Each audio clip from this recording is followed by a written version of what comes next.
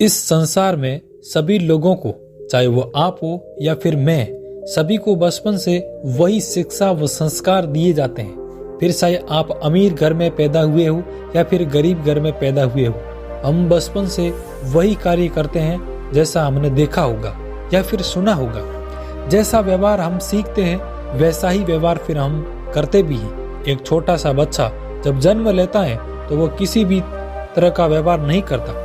जैसे ही वो चलने लगता है, बोलने लगता है, अपने परिवार में जो देखता है वैसा वो भी करने लगता है। लेकिन जैसे जैसे वो बड़ा होता जाता है तो हम देखते हैं कि दुनिया में कुछ भी अच्छा नहीं होता, बुरा ही बुरा होता है। आखिर ऐसा क्यों होता है? बचपन में सभी लोगों को अच्छी शिक्षा व संस्कार दिए जाते हैं। क्या आपने कभी इस बारे में सोचा कि आखिर ऐसा क्यों होता है? ये सारा खेल हमारे मन का है। आपको पता है, जब बच्चा छोटा होता है तो उसकी इच्छाएं कम होती हैं, उसके विचार कम होते हैं। लेकिन जैसे जैसे वो बच्चा बड़ा होता जाता तो उसकी इच्छाएं भी बढ़ती जाती हैं और फिर इन इच्छाओं की पूर्ति करने में वो लग जाता है। उसको पता भी नहीं रहता कि उसके मन में जो इच्छा जागृत हुई है वो अच्छी है या फिर बुरी है। महात्मा बुद्ध कहते हैं कि मन ही हमारी सारी प्रवृत्तियों का प्रधान है, यानी जो भी कार्य हम करते हैं वो हम अपने मन की वजह से ही करते हैं। मन के अंदर की इच्छाओं का जन्म होता है। आपने सुना ही होगा और ये सब कहते भी हैं कि भगवान की मर्जी के बिना पेड़ का पत्ता भी नहीं हिलता। लेकिन मैं ये कहता हूँ कि आप अपनी मर्जी के बिना, अपने मन के बिना कुछ भी नहीं कर सकते। और ये जो सारा खेल होता है वो मन का ही होता है। यह हमसे अच्छे कार्य भी करवाता है तो बुरे कार्य भी करवाता है। इसमें हमें खुशी का एहसास भी होता है, मन हमें भ्रम में भी डाल देता है। मन हमें दुखों का आभास भी कराता है और वही दुख के समय हमें लालच भी देता है। मन कहता है कि तुम इस रास्ते पर चलो, तुम्हारा दुख दूर हो जाएगा। फिर चाहे वो रास्ता सही हो, सिर्फ गलत हो, लेकिन मन इसे समझ नहीं पाता। हमारा मन तो सुख की प्राप्ति चाहता है, वो तो बस ये चाहता है कि दुख कैसे दूर हो। फिर अधिकतर लोग अपने मन की सुनते हैं और अपने मन के हिसाब से चलते हैं। जो उनका मन कहता है वही करते हैं। इसकी वजह से वो कई बार गलत रास्ते पर भी चले जाते हैं।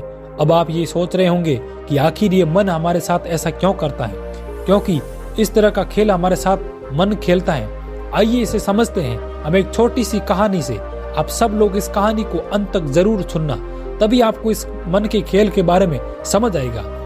तो चलिए इस मन के खेल के बारे में समझते हैं। एक गांव था, उसमें गुरु रहते थे। वो कई सालों से वहीं पर उस गांव में तपस्या करते थे और उन गुरु के बारे में ये बोला जाता था कि उन्होंने अपने मन पर विजय प्राप्त कर ली। और वो गुरु बिल्कुल शांत स्वभाव के थे। उन गुरु में किसी भी प्रकार की कोई बुरी प्रवृत्ति नहीं थी। उस गांव के सभी लोग उन गुरु का बहुत आदर सम्मान करते थे और उन गुरु का प्रवचन सुनने के लिए हमेशा लोगों की भीड़ लगी रहती थी। लेकिन फिर एक दिन उस गांव में एक बहुत बड़े महान गुरु आए। वो महान गुरु लोगों को प्रवचन देने लगे। उसके प्रवचन सुनकर लोग वहां इकट्ठे होने लगे और फिर धीरे धीरे समय बीतने लगा और सभी लोग महान गुरु की तरफ आकर्षित होने लगे। सभी लोग उनका प्रवचन सुनने के लिए आने लगे और अब गुरु के पास कुछ ही लोग आते थे और सारे लोग महान गुरु के पास चले जाते थे।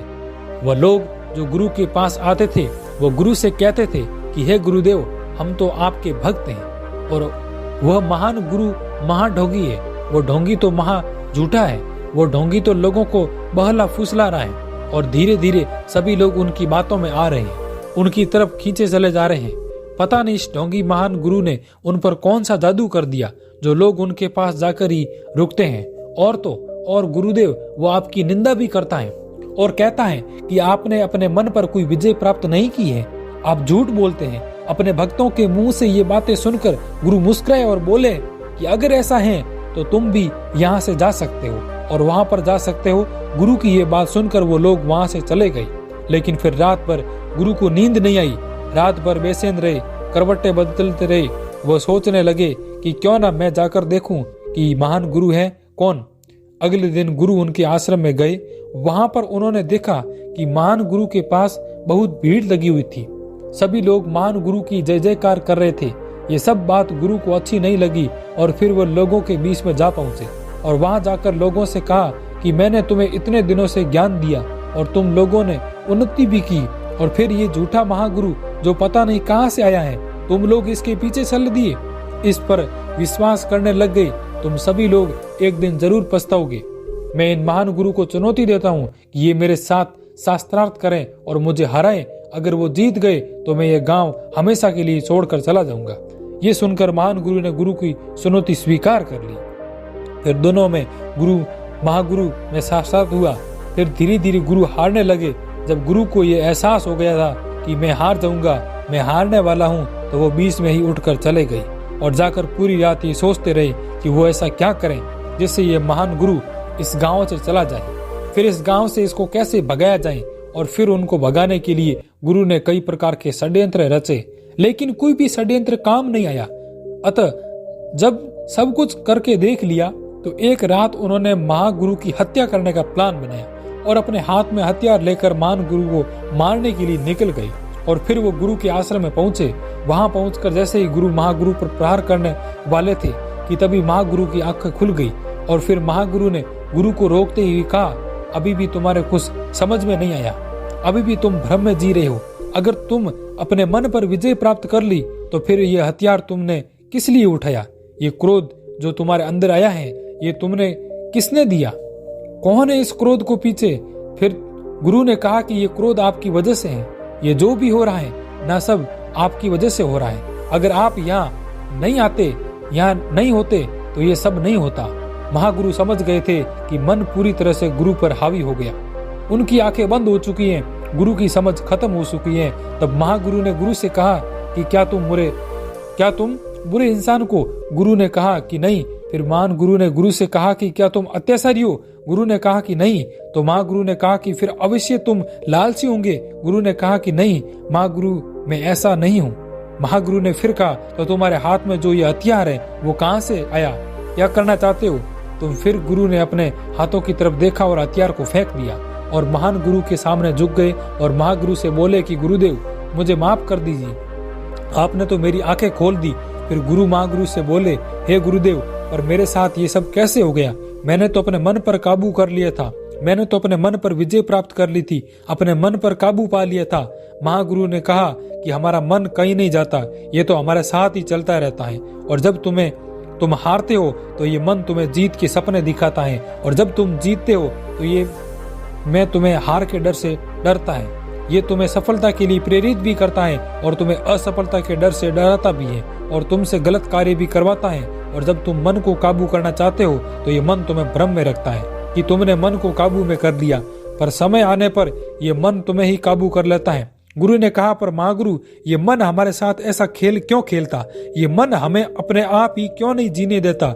ये हमें नचाता क्यों रहता है? फिर महागुरु ने कहा कि मन तो दो धारी तलवार है, अगर आपको इसे चलाना नहीं आता तो इससे अपने आप को भी घायल कर सकते हैं। और देखो, तुम हो तो तुम्हारा मन है, और अगर तुम नहीं हो तो तुम्हारा मन भी नहीं है। तुम्हारे अस्तित्व के लिए तुम्हारे मन का होना आवश्यक है।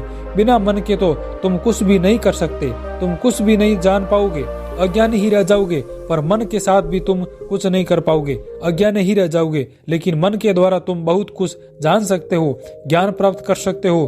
गुरु ने कहा कि महागुरु, आपने मुझे अज्ञानी को वापस से ज्ञान का मार्ग बता दिया, मेरी आंखों को खोल दिया। मैं तो इसी भ्रम में ही जी रहा था कि मैंने अपने मन पर विजय हासिल कर ली है। आपका बहुत बहुत धन्यवाद। दोस्तों, हम भी अपने जीवन में अपने मन की आवाज सुनकर बहुत सब कुछ करते रहते हैं। जो भी हमारा मन हमें बोलता है वही सब हम कर लेते हैं, लेकिन हम ये कभी नहीं सोचते कि उसका परिणाम क्या होगा। हम मन से ऊपर उठकर ना तो उसे जानने की कोशिश करते हैं और ना ही उसे काम में लेना जानते हैं, और हम अपने आप के अनुसार ही, अपने मन के अनुसार ही अपना पूरा जीवन बिताते रहते हैं। वास्तव में हमारा मन तो हमारी इच्छा की पूर्ति के लिए, हमारे कार्य के लिए हमें रास्ता दिखाता है। इसका सही कार्य अच्छा है या फिर बुरा है, इसका परिणाम क्या हो सकता है, हम इस कार्य को कैसे सफल करें, कैसे इस कार्य तक पहुंचे, ये काम मन का नहीं होता।